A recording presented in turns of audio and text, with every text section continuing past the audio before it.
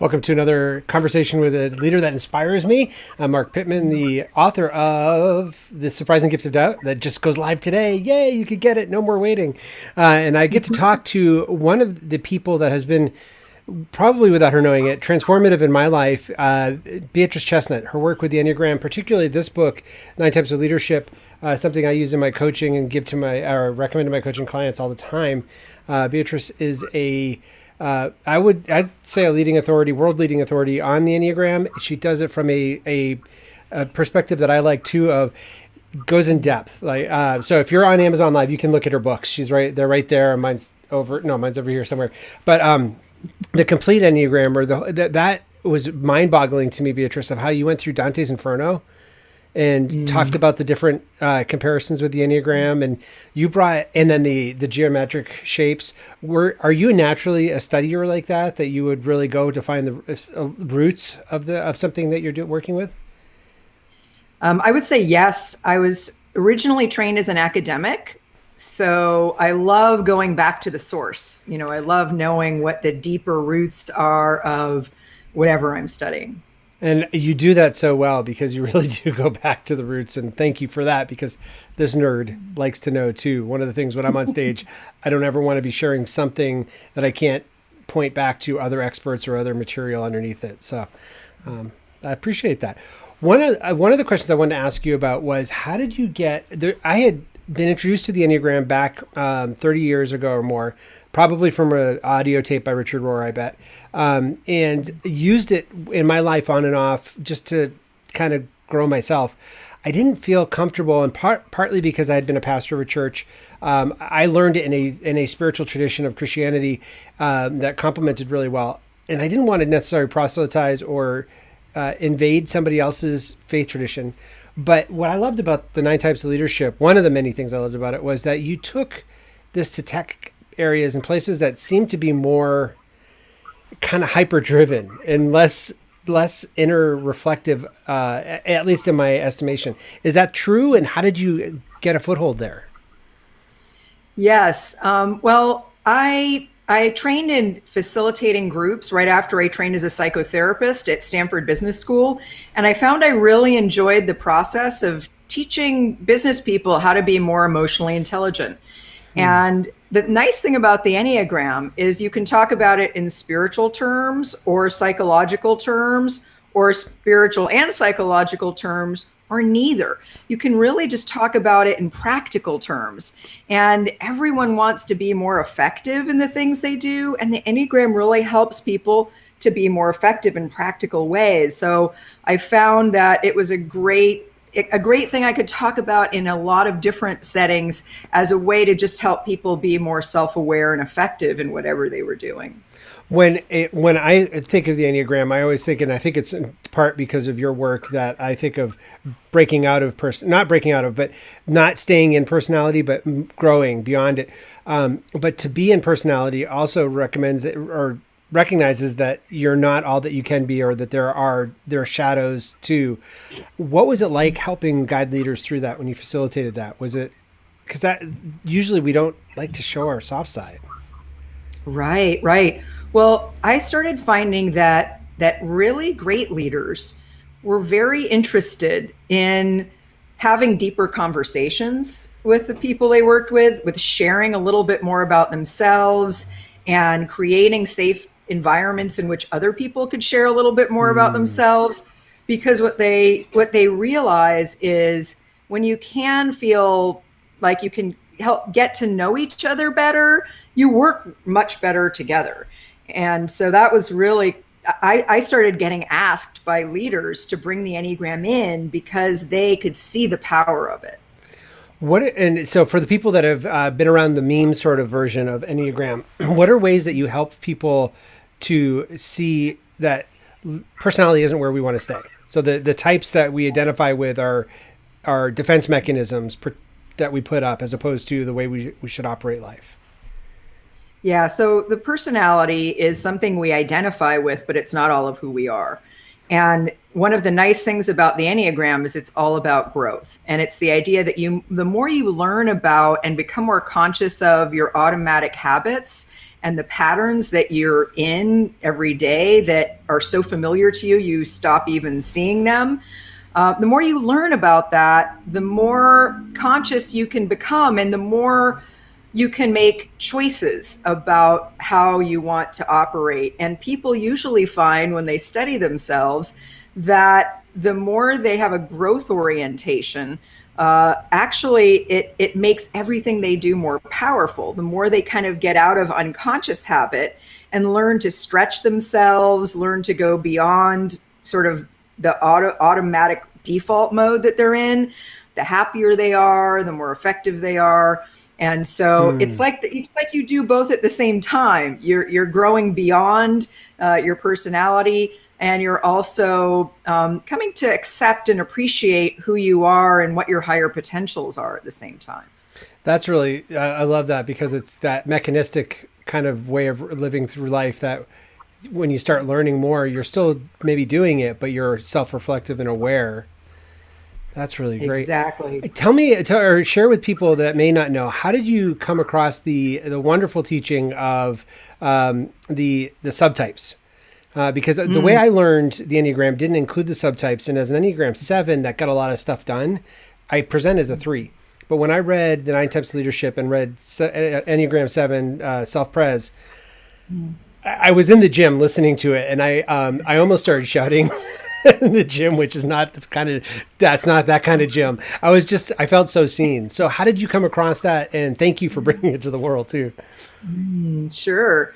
So I learned the Enneagram in 1990, and I trained in it in the 90s, and I studied it for about 14 years before I came across a more updated version of the subtypes that was being taught by Claudio Naranjo. Now, Claudio Naranjo is really the source of the 9 types that most of us use and know in the world today. Although, of course, there have been other authors after him. But I see him as the seminal source of the types as we know them. Now, he got them from someone else, but he really refined them and shaped them into what they are today. And so when I heard him describing the 27 subtypes, or the 3 versions of each of the 9 types, according to which of one of 3 instinctual drives is strongest, it really was a revolution in my understanding of the Enneagram and myself. I found my subtype for the first time, and it revealed so much more information to me. And so I saw that the Enneagram was actually, it was even more powerful when you had this deeper, more nuanced level of understanding really the 27 types and not just the 9 types. And so I noticed that no one else was really teaching it the way he was teaching it. He was a little bit removed from the US Enneagram community, which is where sort of a lot of the international work was sort of rooted in. And so I learned everything I could about his approach and what he was teaching and how he saw the 27 types. And I started refining them and talking about them and teaching them. And I found that wherever I went, people would say, this clarifies the Enneagram so much. Like, a lot of people can't find their types without these 27 because, you know, exactly like you said, you can look like one type, but actually be another. And when you have those more nuanced, more detailed maps that the 27 subtypes provide, you often find your type in a way that you don't with the 9 alone.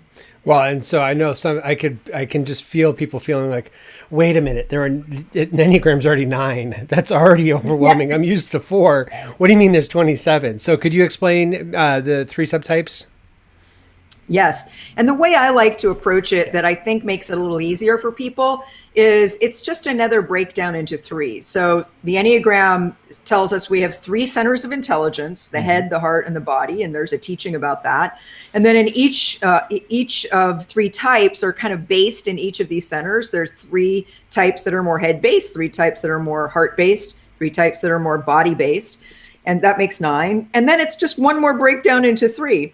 For each of these 9 types, there are 3 versions of the type based on whether a person has a more dominant self-preservation instinctual drive. And the instinctual drive is the level of us that's our animal intelligence connected to our reptilian brain, the most automatic and survival oriented of us. And then there's three types. There's a type that's more social instinct oriented, more about the group or the team or the community to serve survival. And then there's another one that's more one-to-one oriented, that's more about forming bonds with specific others as another way of supporting survival. And I love what's helpful for that too is to realize that for me, thinking about goal setting and making sure I have enough stuff for my family, me and my family, food, money, whatever, isn't the way everybody sees the world. Some people are really very much about the people around them, and some people are very much about an intense experience. So that just knowing that we don't, it's kind of like that knee-jerk reaction when the hammer hits the knee and your leg goes up. Our leg doesn't all go up the same way. Sometimes we have automatic responses that are different. What I love the growth paths that you and Uranio talk about. In emailing you about this, I said I have seen doubt be a great place for leaders to grow, and that isn't always the case with each of the 9 types. So I'm just wondering, what are there common? Like as a 7, I had to go through hardships where I had to face the cliff of I may never come back from this sadness and sorrow, and it's centered me and grown me. But what are there commonalities in the different types that lead people to a point of more growth and getting free from personality, or is it individualized for each? I think it's mainly individualized, although of course there are some experiences that different types have in common. But one of the big benefits of the Enneagram is that it highlights a very specific growth path that each type, the 9 and the 27, can follow to grow and develop. It kind of lays out in really clear terms, here's what you tend to do, and here are what are really good growth stretches for you. Here's what you tend to avoid, and here's what you can benefit by leaning into, even though it's hard, it can be counterintuitive, it's not your normal go-to. And the Enneagram, of course, is also based on the idea that we overdo our strengths, and we don't create a wider range or a bigger toolkit of different strengths and strategies for coping in the world. So it kind of tells you, here's what you're already pretty good at, but you tend to over rely on that. And so here are some things that you need to learn. Like you're saying, you as a 7, it helps 7s to realize that they tend to habitually, without even realizing it, kind of go toward what's positive and pleasurable as a way of avoiding what feels hard. And that sometimes it's actually good to lean into what's hard or painful or uncomfortable. And that actually is the path of growth and a lot more freedom, ultimately. Which it doesn't feel like it. It feels like it's going to be bonding. I was cracking up thinking about our interview because the name of the book is The Ultimate Reframing in some ways, The Surprising Gift of Doubt. Hey, look, it's a dark cloud, but look, there's a silver lining. There's something very good here. Exactly. And it's a very positive outlook on doubt, which some people can find undermines them, Yeah. And isolates them. What have you seen as people have gone through this pandemic? Because we're adding chronic stress and long-term chronic stress to populations that haven't necessarily lived in that. Are you seeing, how are you seeing that affecting leadership and the way people respond to growing? Well, I'm seeing a few trends. One is that in terms of the Enneagram types, people kind of double down on what they already do too much of, because the personality types are defensive structures. It's almost like our defenses get even more rigid when we're under stress. And so, things have been hard. And so people, it's like they deal with the hardship in their usual knee-jerk or automatic ways of dealing with it. And sometimes that actually makes things worse for them. Now, the other trend I've been seeing is people getting really interested in growth and really interested in, okay, how do I deal with this? A lot of my therapist friends are totally full. It's like there are people who are really seeking help, which I think is a positive thing, because people are really saying, okay, this isn't going to work for me anymore. And it's almost like the pandemic has helped people wake up a bit to what they really want to stop doing, even though it tends to be the path of least resistance. I love and I'm glad it's driving more people to getting more help, because it's out of our control. I think that's one of the things that as leaders, we try to make things look like we have it all together because we think everybody else does. And so this is a global experience of we don't have it all together. So, what for people? Not everybody gets to work with a leader who loves growth and adaptability. So, what for middle managers or people that have a boss that they report to? What are ways that they can pursue growing and not have that growing stronger without it being attacked necessarily? I've seen it because when we break out of personality, my understanding is, and what my experience has been, is not everybody's happy for that. People get used to you and your habitual pattern, and when you start changing, they're not always pleased with that. So are there ways that people that are in middle management can kind of put stuff into practice that they read from you and learn from the Enneagram 2.0 podcast? Is an amazing, if you're not subscribed to that, do. But are there things that strategies that they can put into place right away, or is it each of the 9 types have the different growth paths for them? I think middle managers can benefit a lot from thinking of growth as their own pathway. Now, sometimes it means they may have to communicate a little bit more about what they're noticing in themselves and what they're trying to do more of or less of. And a lot of it is actually about being easier to work with. So I think you're right. Some people experience that someone's changed and they can sort of just automatically push them back to the way they used to be just because that's what they're used to. I think other times people become more flexible. They become less rigid in their patterns of what they do. And so I think anytime when someone's getting more awareness, it's almost like they realize, oh, I tend to always do this, but really that's not serving me. And if I can be more flexible and sort of not always do things the same way, I can actually create a lot more space for myself to choose different things and respond to other people with more flexibility and more openness, which often other people find really refreshing. And so even if you're the only one growing on your team, oftentimes that has a positive impact on the people around you. Well, you mentioned that in a recent podcast too, that the doing your own work is actually impacting the people around you, even though it may seem like you're removing yourself. Yeah. So that's a really good reminder. As you're looking forward to people coming back together, are there things that the Enneagram can help? I think we're going to have a rocky time as we learn to be back embodied and with each other. Are there things that you're seeing as hopeful trends moving forward? Yeah, I think in a positive way, the pandemic's been just a wake-up call. I think because it's so interrupted the ways we do things. It's like, okay, we've been forced to wake up, and sometimes that wake-up call is stressful. But I think people will come back together with a little bit of a fresh view on things.